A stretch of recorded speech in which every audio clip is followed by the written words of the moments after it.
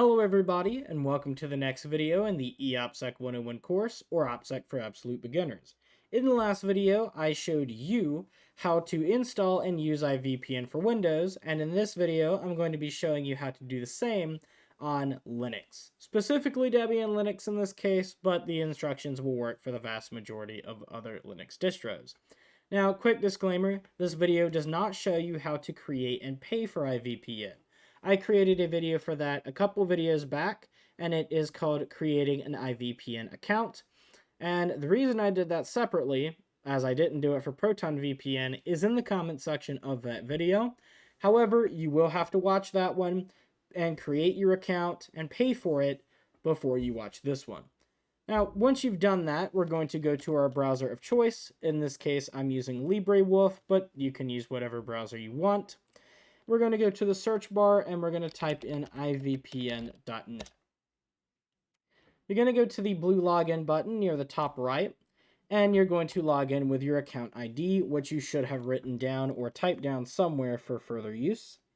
And in this case, my temporary ID is I-3DNC-24GB-5WLD. We're going to hit enter for login, and it's asking me for a CAPTCHA in this case. So 668-516, log in, and there we go. So now we're going to come down to where it says Linux. We're going to click on that, and it says IVPN for Linux, supports 64-bit Linux version 3.10, which is basically every single Linux version out there. And you have all these neat instruction sets. So Ubuntu and Debian are going to be the two most popular, and there are some for others. In this case, we're using Debian. However, the instructions are pretty similar on all these. It's just different things that you have to copy-paste pretty much.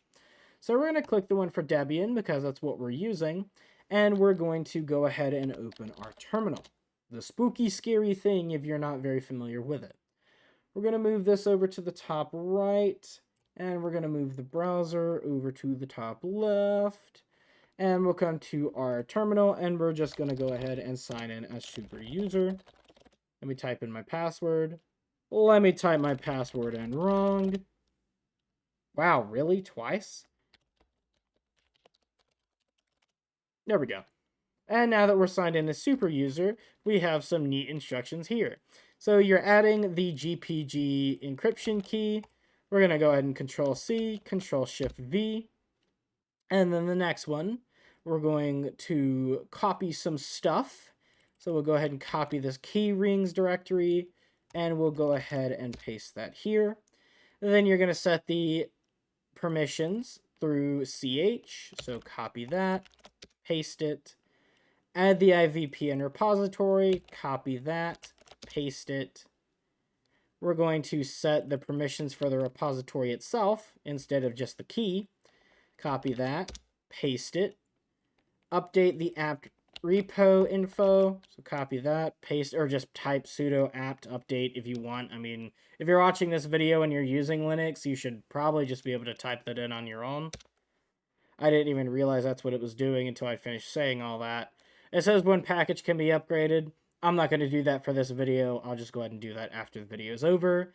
And now to install the IVPN software for command line interface and user interface, we're going to do this one. If you want to do the command line interface only, you can do this one. However, I'm going to use the user interface because I'm sure the vast majority of people will want to have something graphical to see. So we're going to do sudo apt install ivpn-ui, and we're going to go ahead and hit enter. If I wanted to be so super efficient about it, I could have put sudo apt install ivpn-ui space -y, but you know, it doesn't really matter. And now it says it has been successfully installed. So we're going to hit the Windows key, or whatever equivalent you have on your keyboard, and we're going to type in IVPN. Go ahead and hit enter or click on it, and it moved it to this other screen, so we'll go ahead and move it back, and it's asking for your account ID once again.